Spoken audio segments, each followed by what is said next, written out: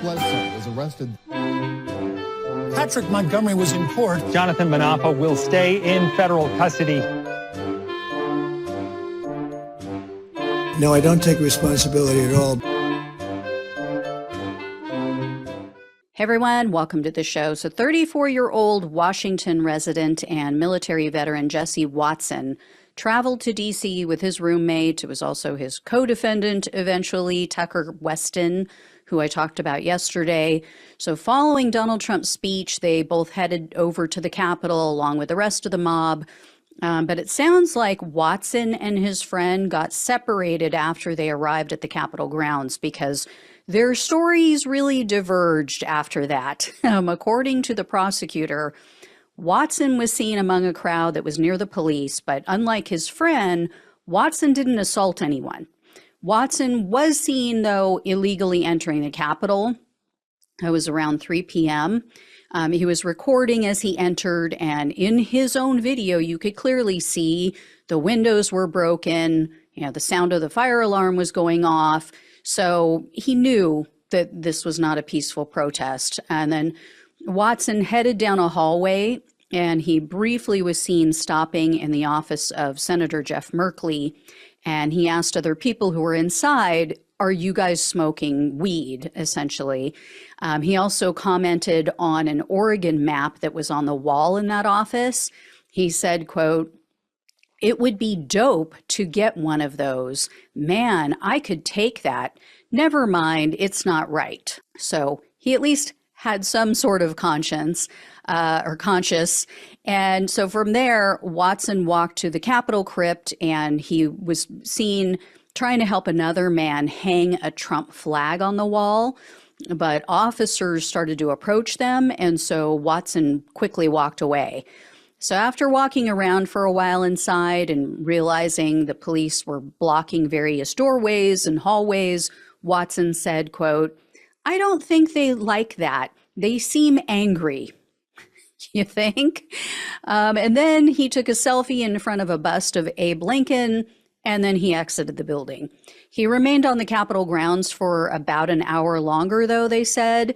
And then following the Capitol attack, Watson texted with a friend, and he admitted that the police, quote, "tried to grab me when I walked past them." And Watson told his friend that the reason he went into the Capitol in the first place was, quote, "a lack of investigation to unusual election processes." So clearly, this guy was not paying attention to, reputable news sources, or he would know there were multiple recounts, there was all kinds of investigation. And then Watson also drafted a note on his cell phone. For some reason, he titled it "My Motivation for Going to DC." So in this note to believe, I guess, presumably himself, Watson wrote, quote, "I wanted the government to be able to see how many people were upset about the way the election was run." Watson also said in the note that he expected Trump to, quote, "release the Kraken."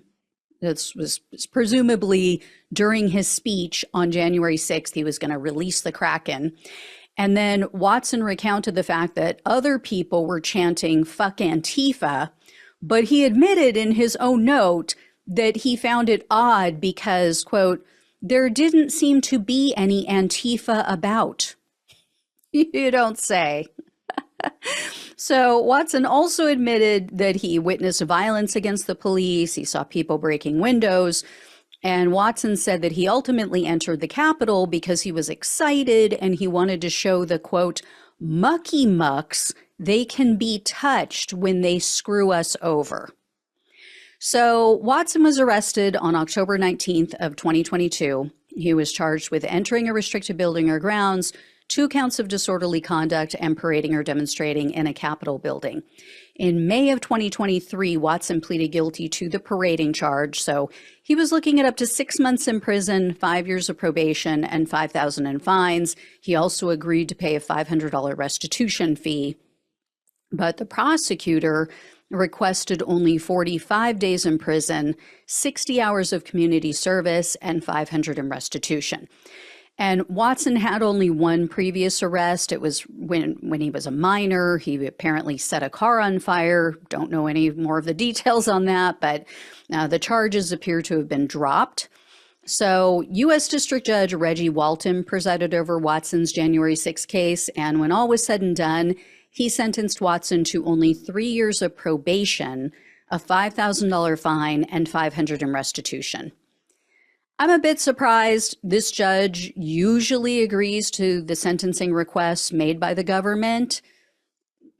He's also a very tough judge, so I really am surprised by this. But I guess maybe he tried to make up for it with a larger fine.